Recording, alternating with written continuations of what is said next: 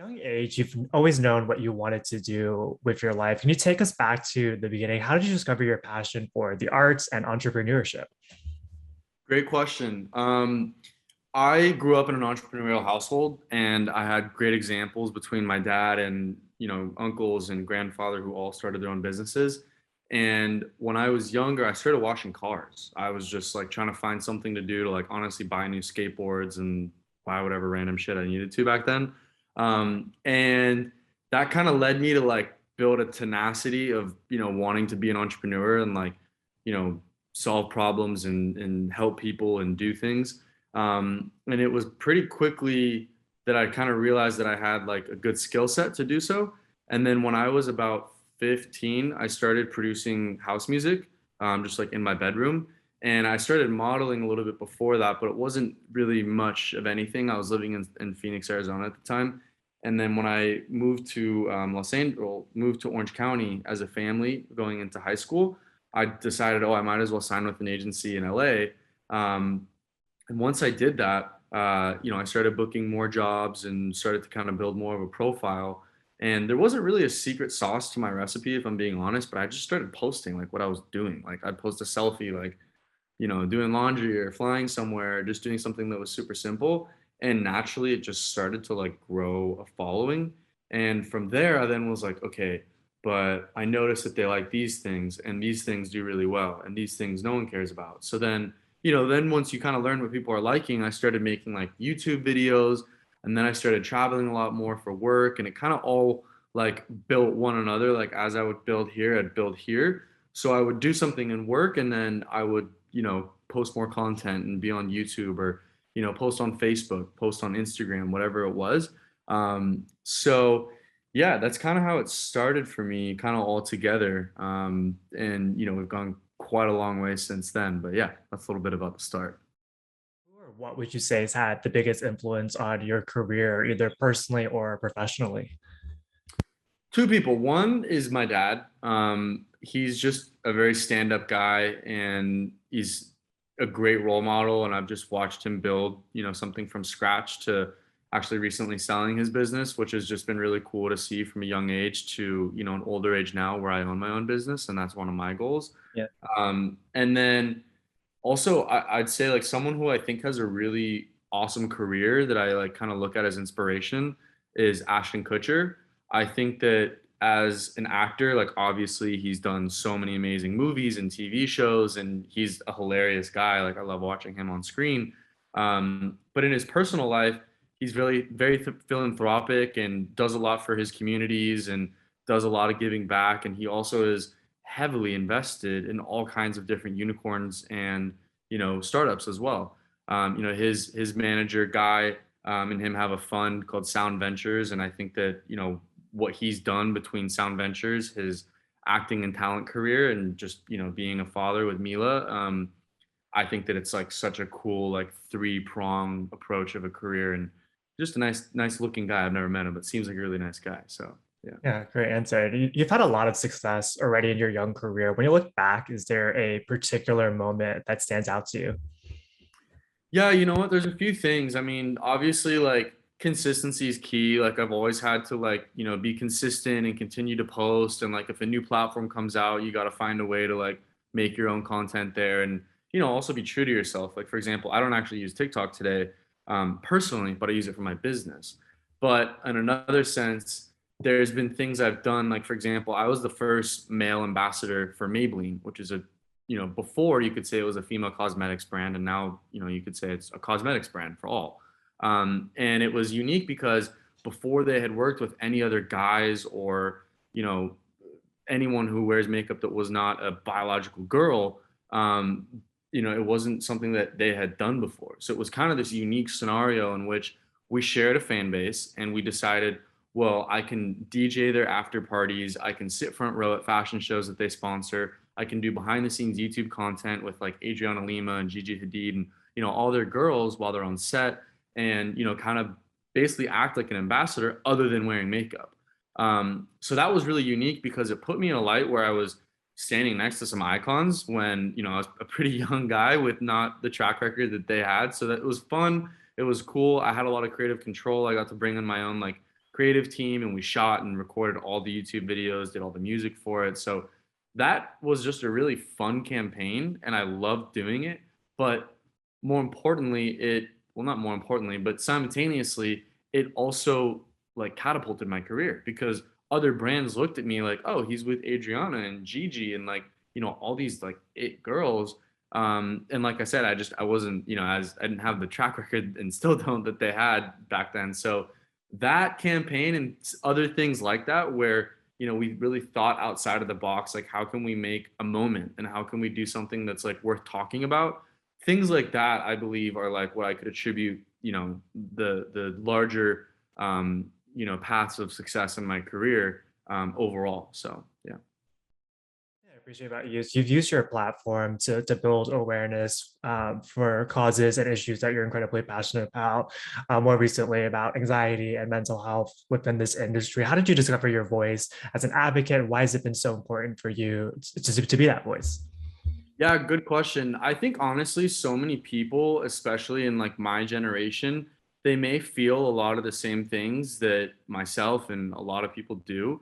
But I think, especially on a public stage, people want to feel so perfect. And there's been moments I for sure like didn't want to post something without a filter or, make sure my teeth look great or whatever. But as I've gotten older and I've just like had a shift in what I care about and what I believe people perceive me as and who I think that I am, I just kind of realized like, look, I'm never going to make everyone happy. Like, I could solve world hunger and someone's still going to be mad, Like, there's always someone who's going to pick on what you're doing. So I just kind of became comfortable with the fact that like not everyone's going to like me. And like, I do have the balls to say what I feel. I'm a very straight shooter. I'm a transparent person. I don't beat around the bush. I don't lie.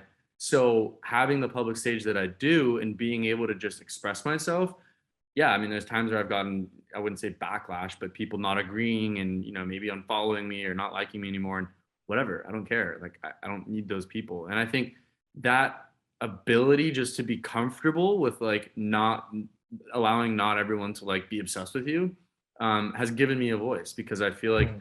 I am true to myself. If I do speak on a matter or a trending topic, like I don't conform to anyone else's opinion. Even my parents may feel a different way. I've had plenty of conversations with my parents where they feel strongly about this, and I'm like, no, like this is how I feel. And we're like the exact same people. Like I'm the mini version of my dad, and I'm very much like my parents. So that kind of says something. Yeah. And you're making your acting debut in Night Night. Did anything surprise you about the experience? What did you learn about yourself as an actor?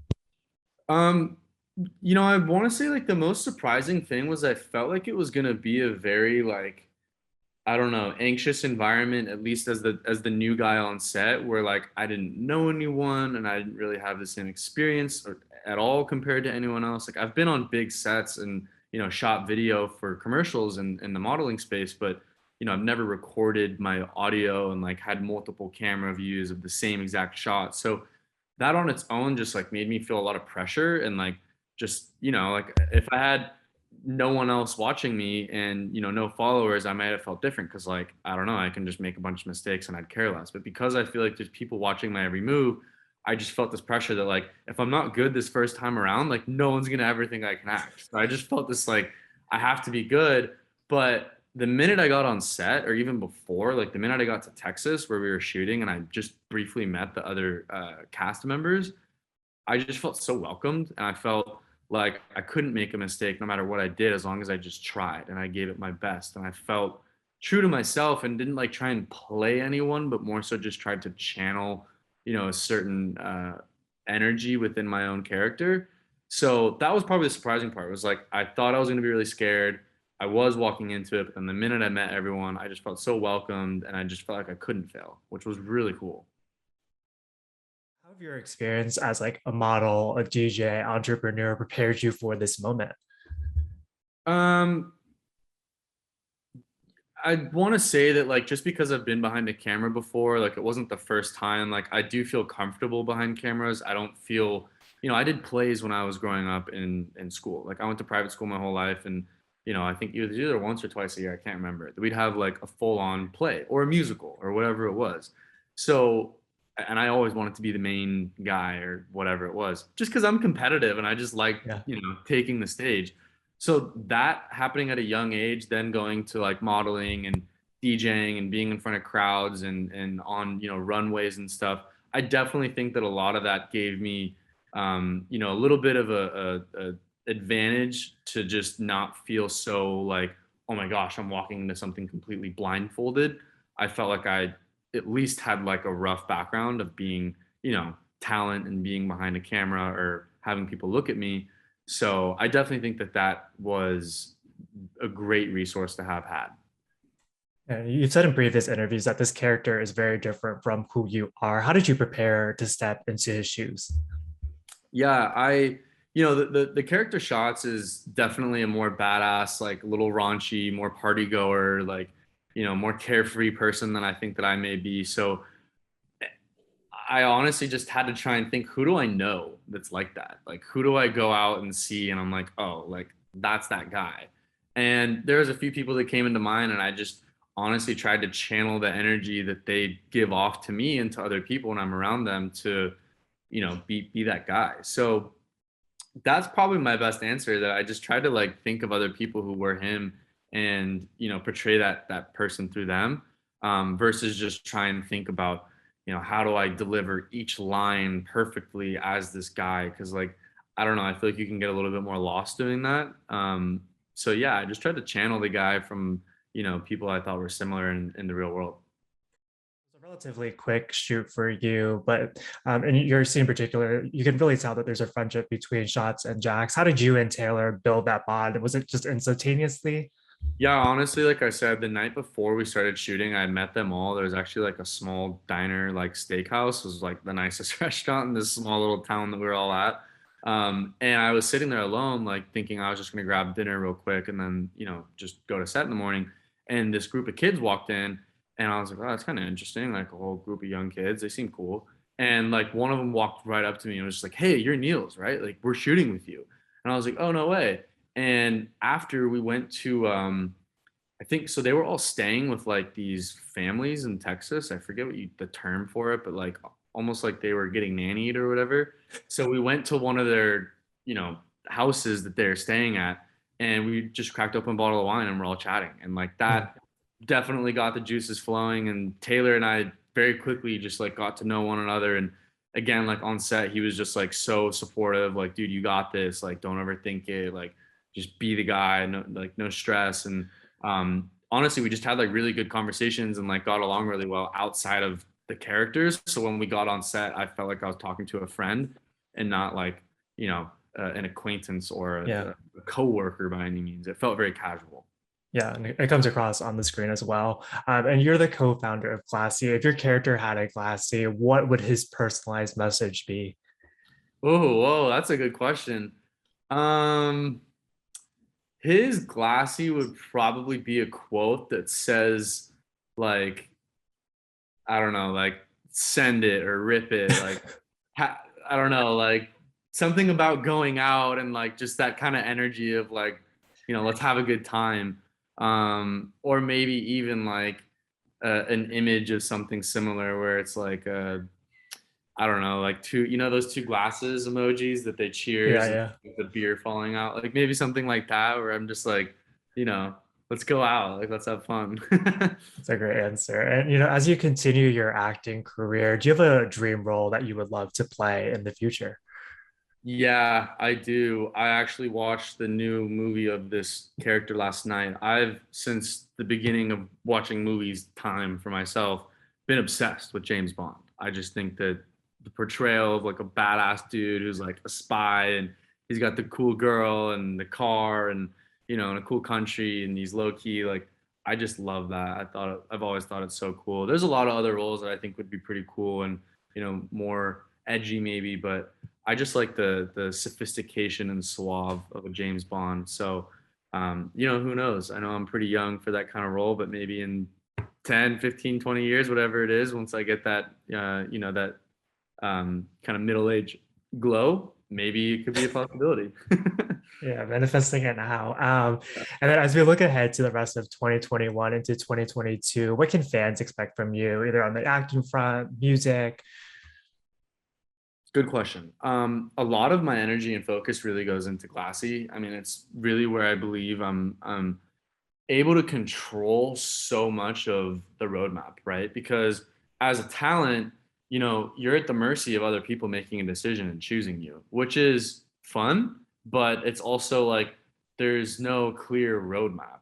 So I think that for me, like the next year to 2 years, you'll see a lot of cool collaborations that I do with Glassie where I may get involved, like as Neil says, as talent as well, which I think is just kind of cool to have that crossover and have that access to the resources I have built just through the networking I've done in my pretty short-lived career. So you'll definitely see a lot of that. The modeling world is really kicking back in. I just shot a medical corps global campaign in St. Bart's for the past week. Just got back actually yesterday. So that was really cool. So a lot more modeling campaigns will start coming back out thanks that COVID is finally going away.